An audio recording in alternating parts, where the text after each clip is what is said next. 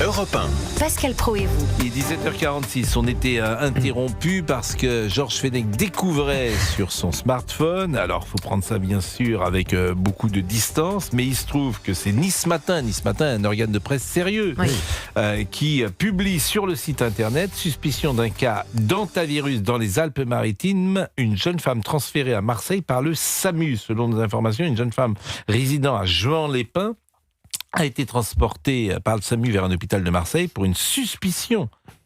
Alors, voilà, il faut faire... rester prudent. Évidemment, et c'est Nice Matin, mais vous voyez, il y a une sorte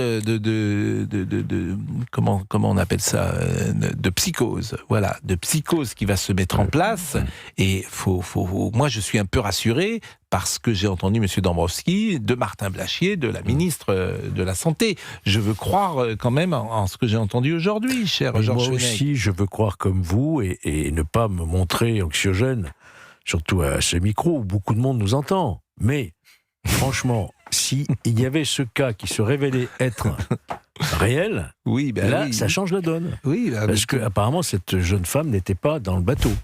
Et donc, il y a une transmission par des cas contacts. Vous voulez pas être... Mais qu'est-ce que vous avez à rire? C'est gravissime. Parce que vous ne voulez pas... La situation est gravissime. Bien sûr, elle est gravissime maintenant, la situation. Vous ne voulez pas voler les gens, mais vous dites... Je vais mettre oxygène après. Vous dites dans la même phrase autant de choses dans un sens que dans l'autre. Vous êtes en train de me dire, moi je ris, parce que faut pas affoler les gens. Vous me dites la situation est gravissime, donc faut pas que je rie. Après vous dites que si le cas était réel, etc. Bon, voilà. Si le cas était réel, si Paris début d'épidémie, on mettrait Paris avec des si, on mettrait Paris en bouteille. Écoutez, on verra la suite. Oui, ça c'est une bonne conclusion aussi. On verra, bien sûr. Bon, il est 17h48, il nous reste quelques minutes pour terminer cette émission. Alors, Kylian Mbappé a donné une interview au magazine Vanity Fair. Nous sommes français, le français aime râler. Le français n'aime pas être content. On est comme ça. Je suis pas sûr que ce soit tout à fait vrai, mais nous sommes un pays fantastique qui inspire. Sur la montée du RN et ses prises d'opposition en 2024, lors des élections législatives, il a dit « Ça nous a choqués, nous sommes des citoyens et nous ne pouvons pas simplement rester là. Je sais que ça signifie et quelles conséquences cela peut avoir pour mon pays lorsque des gens comme eux arrivent aux commandes. Nous avons voix au chapitre, comme tout le monde. Nous ne sommes pas déconnectés au monde, dit monsieur... Du monde, vous avez raison. Excusez-moi, Georges. Non, mais je contrôle. Georges, vous faites bien. Voilà, je vais même le répéter. Nous ne sommes pas déconnectés du monde. Excusez-moi, Georges. Je vous demanderai de me pardonner de cela. Donc ça, c'est une information de Kylian Mbappé. Une donnée qu'il oublie, parce qu'évidemment, les joueurs de foot ont le droit de prendre la parole, etc. Il y a une donnée, c'est qu'il prend la parole lors d'une compétition internationale avec le brassard du maillot de capitaine de l'équipe de France. Donc, la parole est libre, il fait ce qu'il veut. C'est dans un cadre particulier. C'était dans un cadre de compétition internationale où il représente par définition les couleurs de la France, 66 millions de supporters qui aient voté LFI, communistes, LR, RN, Reconquête ou que sais-je. Donc c'est pas la même chose. C'était un cadre quasiment institutionnel. C'est-à-dire vous avez le brassard de capitaine de l'équipe de France.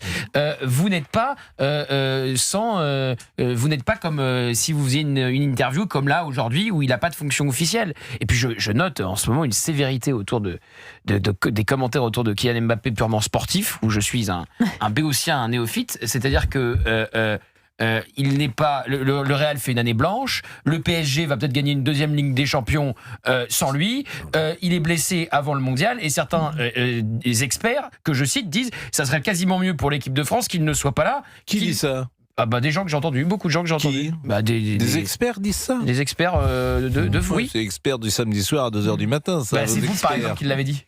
J'ai dit ça quand? J'ai dit ça quand on a parlé de la blessure de Kylian Mbappé. J'ai dit ça, moi? Oui, vous avez dit que pour l'équipe de France, ça serait quasiment mieux qu'il ne soit pas sélectionné. Oui, j'ai dit ça, moi. J'ai dit ça à l'antenne, moi. Oui, vous étiez là? Oui, voilà, vous étiez là. Je crois pas avoir dit ça. Si, vous avez complètement dit ça. Alors, Laurent Tessier, j'ai dit ça? J'ai dit ça, moi, Kylian Mbappé. Faut que j'écoute les piges en tête. Non, je pense pas. Et Olivier et Georges disent la même chose que moi. Mais parce qu'Olivier et Georges veulent m'enfoncer, comme on dit. Et vous pensiez que vous aviez parlé. En plus, ce que vous disiez avait du sens. Ce que j'ai dit, c'est qu'effectivement. 2 coupes de Ligue des Champions sans lui. Voilà. Enfin, une, ça va. Exactement. Une, et puis on va voir J'ai dit que, Real Madrid, année blanche. Voilà, c'est ce que j'ai dit, effectivement. Et que donc, peut-être que pour le collectif, il valait mieux qu'il ne. Ah, peut-être maintenant. Ah, maintenant, on dit peut-être. On dit peut-être. On va me mettre en difficulté. On va me mettre en difficulté avec Mbappé. Non, mais pour répondre quand même sur le fond, parce que bon. Tout ça pour dire qu'il devrait mieux parler du foot que du RN. Ouais, voilà, en fait, parce que ça nous a choqués. Je sais ce que ça signifie et quelles conséquences ça peut avoir pour mon pays.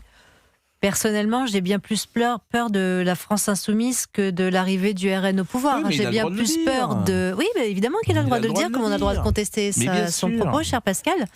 Les islamistes, il sera invité chez Quotidien. Les islamistes au pouvoir, c'est pas un folklore, c'est pas un débat d'idées, c'est un carnage. Et en plus, il devrait le savoir, il est d'origine algérienne. La décennie noire a marqué de l'Algérie, justement c'est pour ça à cause qu'il faudra attendre montée avec des islamistes. beaucoup d'intérêt le livre de Boualem Sansal qui parle avec de grand cela, plaisir, et absolument. vraiment on l'attend avec beaucoup d'intérêt. Dernier sujet dont je voulais vous parler, 67% des automobilistes insultent les autres conducteurs. Alors, il y a beaucoup de gens qui nous écoutent. Et ça, c'est vrai. Beaucoup de gens qui nous écoutent en voiture. C'est même la majorité, je pense, à cette heure-là, 17h52, je pense qu'il y a plus de gens qui sont dans leur voiture que dans leur cuisine ou dans leur salon. Donc ces gens-là, je leur pose la question. Et j'attends qu'ils me répondent. Est-ce que vous insultez les autres conducteurs ? Et qu'est-ce que vous dites ? Georges, vous insultez les conducteurs ? Jamais. Ah ouais. Jamais vous avez dit connard, Même si par on fait exemple. une queue de poisson, même si on m'insulte. Jamais vous avez dit connard. Jamais. Non. Jamais. Non. Quoi, insulter pour vous-même. D'abord, vous ne savez pas sur qui vous pouvez tomber. Vous pouvez tomber sur un cinglé vous êtes peureux, qui descend d'accord. avec C'est une pour arme. ça. Non, mais je suis peureux. Oui, non, mais je comprends. Non, Vous c'est avez pas raison. une fuite, c'est un repli stratégique. Ça n'a rien à voir. Ça n'a rien à voir. C'est pas mal ça, repli ça veut dire quoi ? stratégique. C'est pas Ça veut mal. dire quoi, On va Fabrice ? noter ça, Georges. Laurent, ça veut dire quoi insulte ? Ça veut dire insulte, ils baissent leur vitre pour insulter ou ils insultent pour eux-mêmes, si j'ose dire. Ah oui, Vous avez les deux situations. Vous pouvez insulter seul dans votre voiture. Bah oui, Oui, après, vous-même, quand on est dans son d'abord. habitacle, on mais peut ça, c'est insulter pas la aussi même pour se chose. défouler. Oui, mais alors, Bah oui. quand on est en voiture, on peut dire ce que j'ai dit tout de suite. On peut dire quel connard, regarde comme il roule. Bon, c'est pas la même chose que de baisser sa vitre Ah bah oui. et d'insulter quelqu'un. Ah, mais évidemment. C'est pas la même chose quand même. Alors Mais là, c'est pour ça que je voulais. Moi, je comprends Georges parce que je me souviens, vous savez, de ce qu'on avait appelé le vélocide. La personne qui roulait en vélo à Paris, qui roulait, qui circulait mal, et le conducteur d'un gros SUV était Paul sorti. Barry, il s'appelait. Exactement. Bah, il est mort des suites justement d'une Bien altercation. Donc Georges a raison de parler de repli stratégique parce qu'en effet, on ne sait pas sur qui on peut tomber aujourd'hui. Et c'est étonnant C'est que vous vrai. parliez de ça parce qu'on a appris aujourd'hui que celui qui a tué Paul Varry Oui. passera Oui. pour Aux meurtre. assises. Ah bah voilà. Pour meurtre. Eh oui, bien sûr. Donc, c'est vrai, j'ai on vu sait ça pas. passer il y a quelques secondes. Bon, plus d'un Français sur deux n'aime pas son travail. 85% accepteraient quand même un travail déplaisant en échange d'un salaire plus élevé. Ça, c'est intéressant. Eh Par oui. exemple, je vous donne... qu'est-ce que vous n'aimez pas faire particulièrement, Gauthier Lebret ? Quel est le métier que vous n'auriez pas pu faire, par exemple ? Oh, je me suis jamais posé cette question. Quel métier je n'aurais pas pu faire Journaliste ? Facile. Trop facile. Moi, j'en suis pas au volant, mais attention. Non mais quel métier ? Bon, alors est-ce que vous seriez prêts, alors les uns les autres, bon, on vous donne, alors pas 2 fois, 3 fois, 4 fois, mais par exemple on vous donne 5 fois ce que vous gagnez, est-ce que vous êtes prêts à faire un métier que vous n'aimez pas ? Ben voilà une bonne question et c'est là-dessus qu'on va vous laisser. Vraiment, c'était un plaisir d'être avec vous. Merci à Fabrice, merci à Alexandre, merci à Laurent, merci à Olivier, merci à toute l'équipe. Dans une seconde, ce sera Laurence Ferrari et à demain Si vous le voulez bien.